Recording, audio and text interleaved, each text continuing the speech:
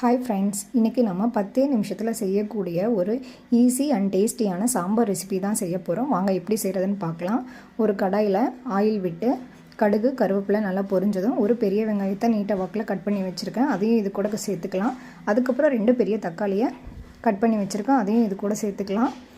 தக்காளி வெங்காயம் 50% நல்லா வேகட்டும். வெந்ததுக்கப்புறமா 1/4 ஸ்பூன் மஞ்சள்தூள், 1/2 ஸ்பூன் சாம்பார் பொடி, தேவையான அளவு உப்பு, 1/2 ஸ்பூன் குழம்பு மிளகாய்த்தூள், இதெல்லாம் ஒன்றோட ஒன்று நல்லா குக்காகட்டும். இது குக்காகிறதுக்கு நம்ம கொஞ்சமாக தண்ணி சேர்த்துக்கலாம்.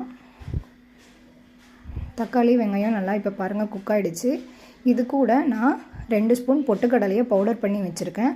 கொஞ்சமாக தண்ணி சேர்த்து இதை ஆட் பண்ணிக்கலாம்.